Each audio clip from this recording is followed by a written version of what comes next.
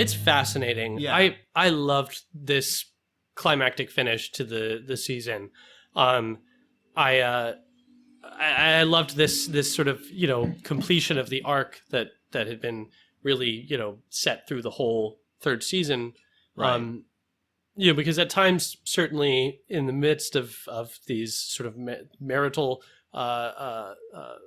troubles between Peter and Eden, like I definitely, was checking out a little bit. Like you were saying about the relationship between Mary Magdalene and Tamar, but also things with like Rama or Thomas or Zebedee, or there's a scene between Mary Magdalene and Matthew where she's like, seen something of his that she wasn't supposed to have seen in his home, or a lot of kind of like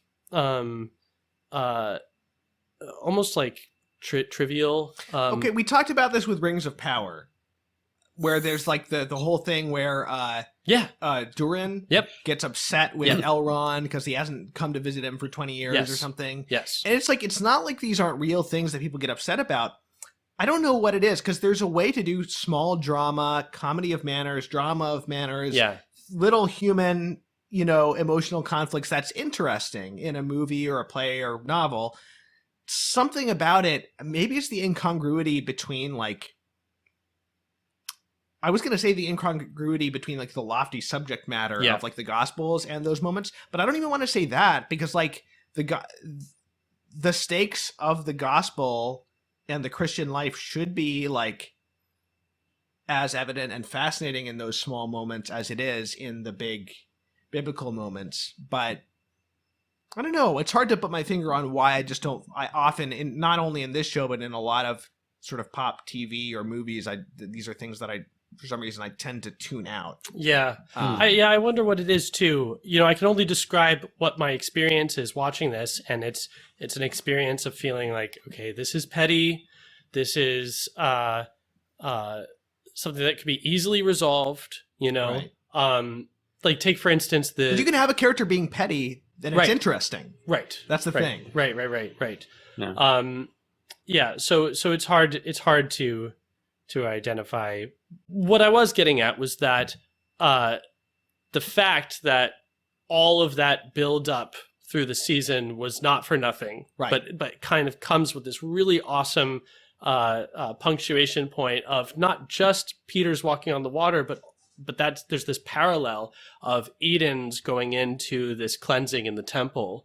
So she's being submerged in the water even as Peter is falling into the water and being pulled up by Jesus. Mm-hmm. It's this awesome doubling and a really emotional moment. Yeah. And I thought super effective. It is like a gloss on that scene in the gospel. It's kind of an odd thing for Peter to say. If it is you, bid me to walk out toward you on the water. And one of the things that this show does so well is taking those moments and then sort of concretizing them and making them very, fleshing them out and really introducing some, specific human motivations. I loved that this was coming from a place of like simultaneous defiance, but also, heroic hope and faith, that it's this very complex moment of testing the Lord, but not because you doubt who he is, but almost as if to test your own faith. And in so doing, it's very Job-like, Yeah.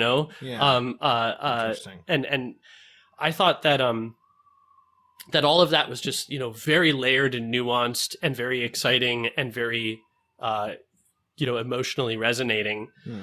And it made me think about how this is not the first time we've seen this on this podcast. This moment of Jesus walking on the water.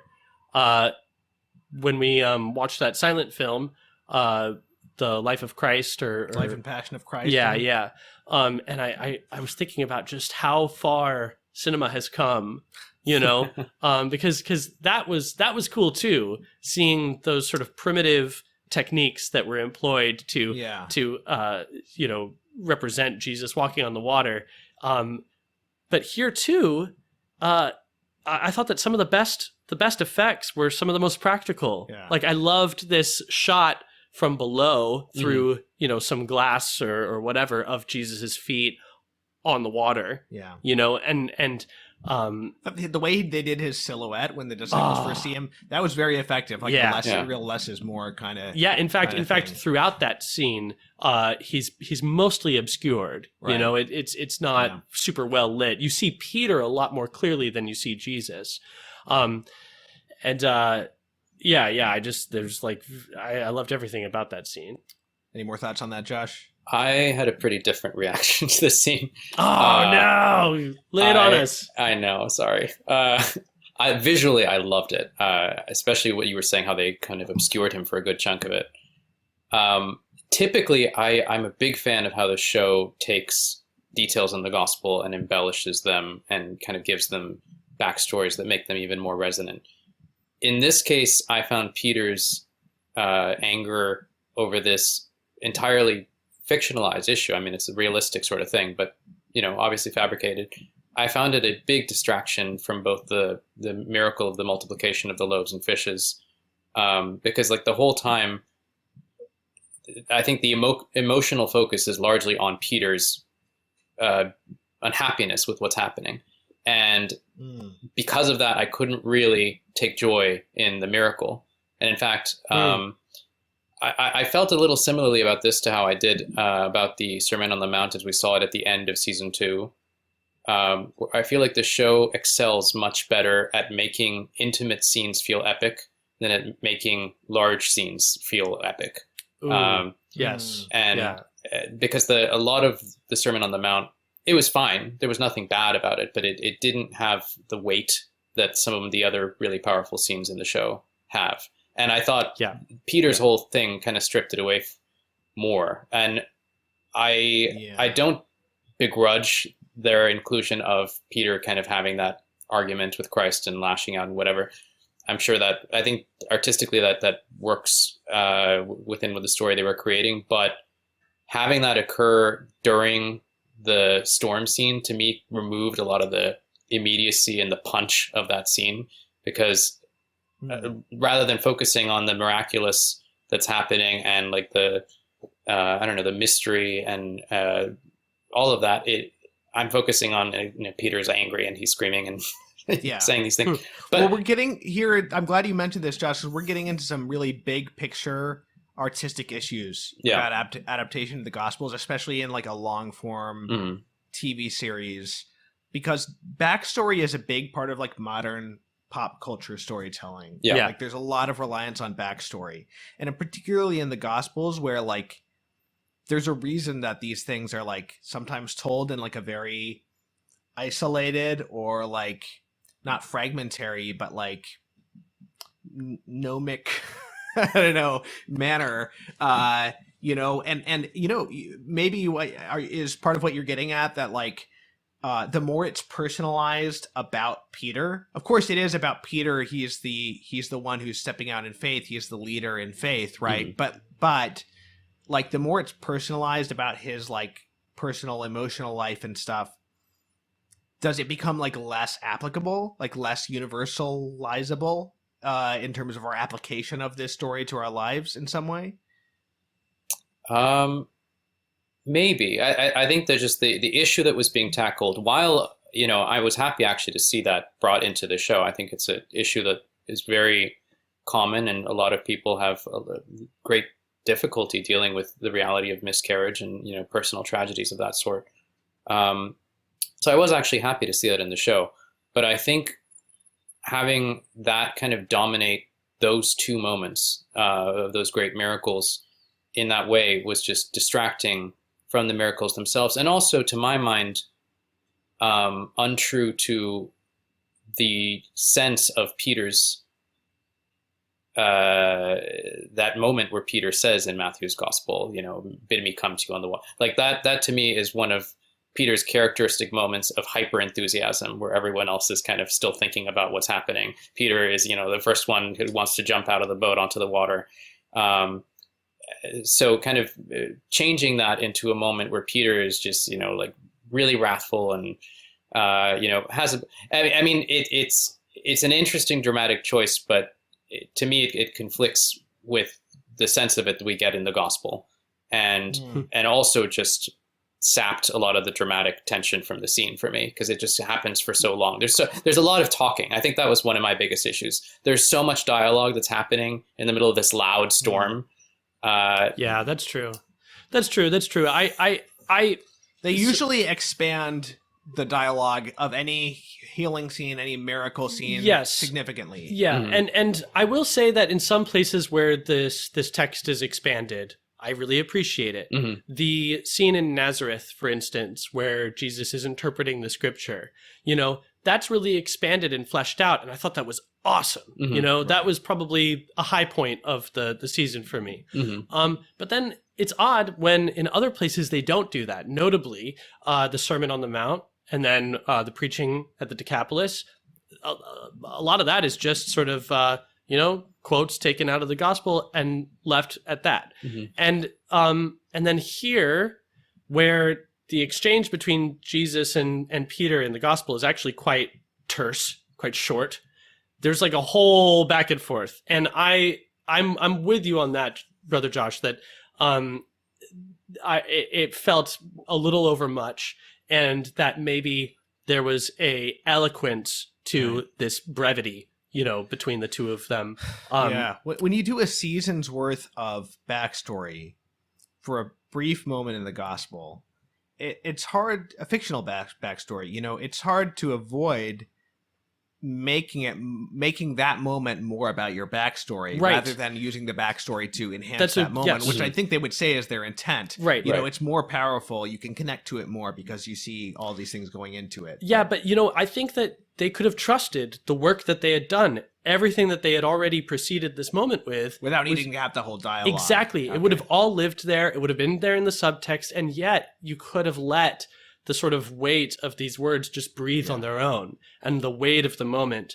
I will say that in general, I do think that this is a shortcoming of the writing. I think that in general, there's an awful lot of telling things, a lot of showing things, a lot of spelling things out. And perhaps this is hitting on why we have an issue with some of these pettier moments, because it's true, like you said, Thomas, that petty can be characterized on screen and be interesting, but not if I'm being told by everything else in the staging that this is not petty, that this is actually very important. So like in the Lord of the Rings example, right? We weren't being told that Durin is being really petty and that this is the argument that like schoolboys have. We were being told like, oh, this is like, two like really good friends who one of them really wronged the other, and like these are dramatic stakes, and so the dissonance there is what causes me to check out. Like, dude, okay, this is not important. All right, when everything about how the writing is done, to the performances, to the cinematic emphasis, is telling me that this is actually a moment of like emotional weight or depth, but I can see through it as being really kind of trite, then that's a problem. So in a lot of instances, what we get is almost this sense of like enmeshed boundaries, where like people are kind of like getting into each other's business and like, like overstepping, or like, just like creating these kind of like weird, kind of awkward confrontations. And that's how you get backstory. You get more backstory, right? Because it's when Tamar and Mary Magdalene, I don't know why I keep wanting to call her Veronica, when they clash, that's when we get Tamar's backstory gets squeezed out of her like some tasty lime juice out of a lime, and then and then Matthew and Mary Magdalene again, just getting into people's business. I know. And Matthew's backstory gets squeezed out. I mean, I did kind of like that flashback with Matthew. I just liked like the old guy they had and playing. Sure, but, fine. What's not to like? But like, it's this weird kind of Or like Zebedee and the others like showing up and talking to Eden, what's going on with you and Simon, like there's just this kind of I just appreciated that in Eden's case, she took her problems to the rabbi, and she got some wisdom from the Torah, and then she like availed herself of ritual, Right. and this for me as a Catholic strikes a lot closer to like my experience of Christian life, and this other thing, I don't want to be too quick to point the finger at the Protestants, and God love you, any Protestants listening to this show. I know that you're there, and I do love you. And you can leave an angry comment in the YouTube, but no, I do wonder if that is not something that's proceeding from a more from a more Protestant experience of Christian community. I don't know. I don't know, because I don't move in those circles. But I will say that when I was at art school, there was no Catholic chapel, but God love them, there were some Christians doing like a prayer group, and I went to this a few times, and I was blessed by their hospitality and graciousness. But it was very culturally different for me because it involved a lot of sharing. It involved a lot of like faith sharing, testimony, and then talking about like your struggles, and then of course like that's really kind of opening the space for like input. So there was a lot of like kind of counseling each other and like kind of giving each other your 2 cents that made me kind of uncomfortable.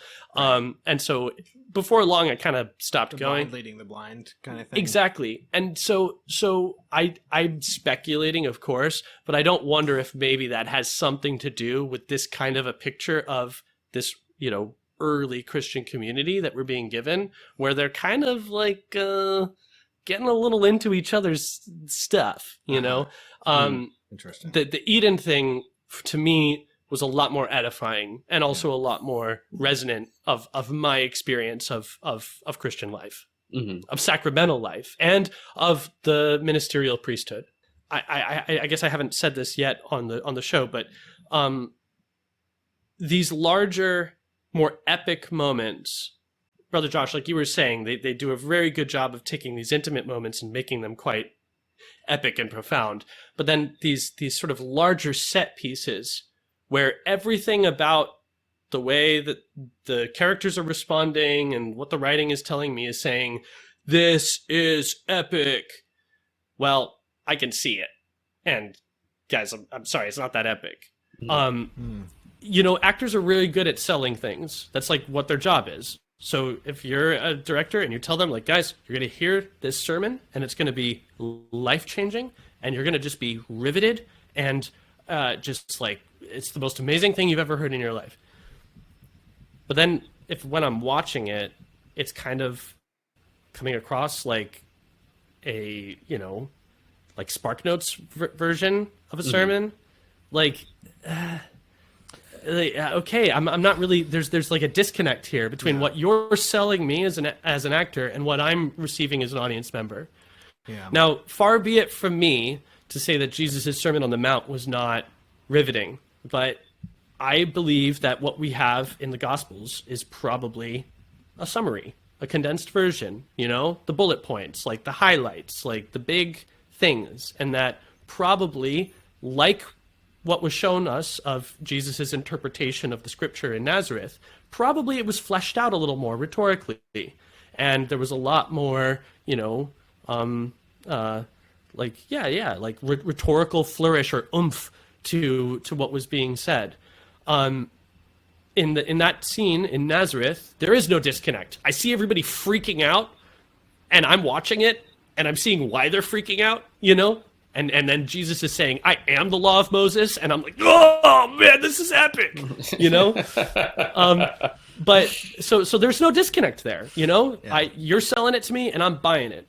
Mm-hmm. But in the case of the Sermon on the Mount, because they don't really flesh it out, because they do really deliver it sort of, in this bullet point fashion, it kind of doesn't rise to more than that kind of a summary.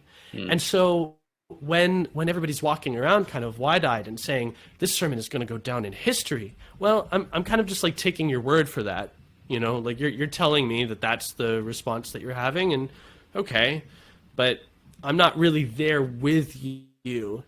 And I think that maybe perhaps a retort is, oh well, James, you're just you know you're taking this for granted. You grew up with this. You've heard these words your whole life. You know, they're not as revolutionary for you now as they would have been for people back then. And I would say, well, yes, that very well may be the case, but isn't that part of the reason why we do adaptations like this, to re-access that kind of freshness, that firstness, that newness? And isn't that your job as a writer or as a performer? And funnily enough, they did handle the Sermon on the Mount similarly to the way they handled Jesus preaching in Pasolini's Gospel according to Matthew. Totally. Where they just like cut, it's like all these jump cuts of him just saying different excerpts from the sermon, just on his face. And then the preaching at the Decapolis is handled similarly. And again, you know, it's hard for me to buy into the emotional stakes of that, because a lot of it is just told me, like, okay, this is how you're supposed to relate to these different groups of people. You know, these are their positions. Look, they have different costumes, you know, I just have to kind of take your word for it. Okay, yeah, I guess that they're having a big fight, you know, but I'm not really like emotionally bought into this. And so when Jesus is resolving this somehow with his preaching, like, okay, I guess I'm just taking your word for it that this is working. But I'm not really seeing why that's necessarily the case. I wanted to comment a little bit more on my impression of the feeding itself, the feeding of the 5,000, because this does speak to the topic of how the show handles its big epic moments. I've never been a huge fan of the music on the show.